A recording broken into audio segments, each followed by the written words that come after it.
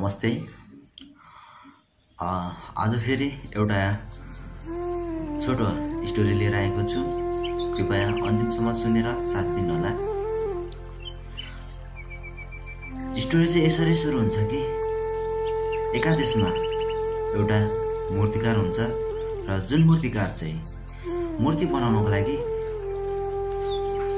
ढुङ्गा खोज्दै खोज्दै गइरहेको हुन्छ र ढुङ्गा खोज्दै जाँदा जाँदा माथिबाट पहाडबाट चाहिँ ढुङ्गा लड्दै लड्दै त्यो मूर्तिकारको अगाडि चाहिँ आएर त्यो ढुङ्गा चाहिँ फुटेर दुईवटा हुन्छ र त्यो दुईटा ढुङ्गा मध्ये मूर्तिकारलाई चाहिएको एउटा मात्रै ढुङ्गा। त्यसैले मूर्तिकारले एउटा ढुङ्गालाई चाहिँ लिएर जान्छ र लिएर गइसके पछाडि मूर्तिकारले आफ्नो घरमा लगेर चाहिँ त्यो ढुङ्गालाई हम्बर र छिनोले चाहिँ उसले हान्दै हान्दै बिस्तारै बिस्तारै त्यो ढुङ्गालाई चाहिँ मूर्ति बनाउँदै बनाउँदै जान्छ। नमिलेको ठाउँतिर मिल्दै जाँदाखेरि लास्टमा बनिसक्ने बेलामा चाहिँ त्यो ढुङ्गा चाहिँ त्यो मूर्ति चाहिँ फुट्दिन्छ हैन। बनिन लागेको मूर्ति त्यो ढुङ्गा चाहिँ फुट्दिन्छ। त्यस पछाडि फेरि उसले त्यसलाई ती छोडेर त्यसलाई त्यही राखेर चाहिँ फेरि गएर त्यो पहिलेकै ठाउँबाट जुन पहिले त्यो दुईटा ढुङ्गा मध्ये उसले एउटा लगेर एउटा त्यही छोडिरहेको हुन्छ त्यो फेरि एउटा ढुङ्गालाई चाहिँ लिएर जान्छ र फेरि त्यसलाई पनि त्यसरी नै मिलाउँदै मिलाउँदै मिलाउँदै गर्दाखेरि लास्टमा त्यसबाट एकदमै राम्रो मूर्ति बन्छ र त्यो मूर्तिलाई चाहिँ एउटा भर्खरै बनिएको मन्दिर हुन्छ त्यो मन्दिरमा लगेर चाहिँ त्यो मूर्तिलाई चाहिँ राखिन्छ र मन्दिरभित्र त्यो मूर्तिलाई राखिन्छ भने जुन पहिले फुटेको त्यो ढुङ्गा थियो मूर्ति बनाउँदै गर्दाखेरि फुटेको ढुङ्गा त्यो ढुङ्गालाई चाहिँ बाहिर राखिन्छ। जबकि मान्छेहरू भित्र पस्दाखेरि टेक्ने ठाउँमा चाहिँ राखिन्छ त्यो ढुङ्गालाई चाहिँ त्यो फुटेको ढुङ्गालाई चाहिँ। त्यस पछाडि मन्दिरमा त अब सबैले आएर पूजा गर्छ, फलफुल चढाउँछ हैन, अबिरहरू दल्दिने हुन्छ त्यो मूर्तिलाई। अनि दिन बित्दै जाँदाखेरि सबैजना मान्छेहरू आउँछ मन्दिरमा पूजा गर्छ हैन।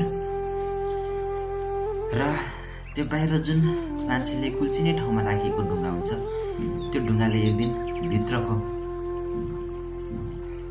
त्यो मूर्तिलाई चाहिँ गुनासो पोख्छ क्या। के भन्छ त भन्दाखेरि, ए साथी तिम्रो म त आखिर एउटै हो नि,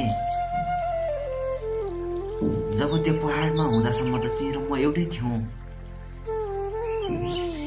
त्यो लड्दै झर्दाखेरि फुटेर मात्रै हामी दुईटा भएको, तर किन तिमी र मलाई यति धेरै भेदभाव गरिरहेको छ? मलाई चाहिँ सबैले कुल्चिन्छ, चप्पल जुत्ताले कुल्चिन्छ, त्यही माथि चप्पल जुत्ता राख्छ, मलाई चाहिँ किन यसरी मलाई हेला गर्यो? र तिमीलाई चाहिँ सबैले मजाले पूजा गर्छ, फलफुल चढाउँछ, तिमीलाई चाहिँ अक्षताहरू चढाउँछ, किन यस्तो भेदभाव दिएर मलाई भनेर भन्छ क्या होइन।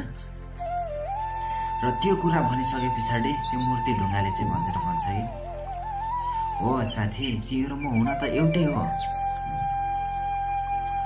तर यहाँ के फरक भयो भन्दाखेरि र जुन मूर्तिकारले मलाई भन्दा तिमीलाई नै अगाडि उठाएर लगेको थियो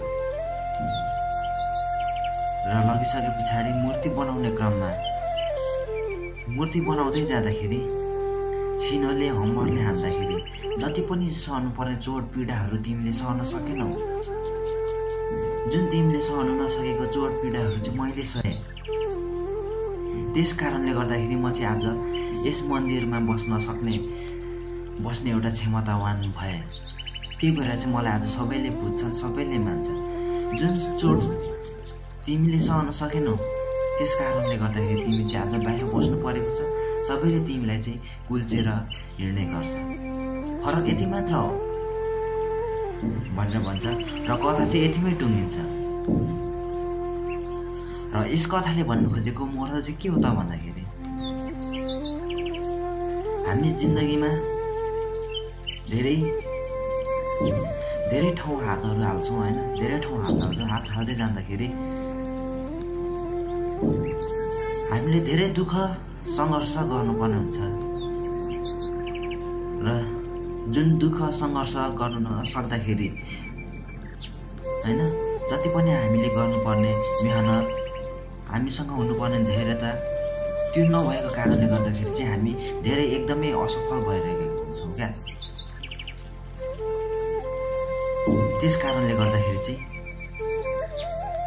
आज जति पनि दुःख कष्ट आइरहेको छ नि, त्यसलाई चाहिँ हामीले उल्चेर हिँड्न सक्नुपर्ने रहेछ क्या। धन्यवाद। हजुरहरूलाई यो कथा कस्तो लाग्यो? यदि मन पर्यो भने यो च्यानललाई सब्सक्राइब गरिदिनु होला अनि साइडमा रहेको बेल आइकनलाई पनि दबाइदिनु होला।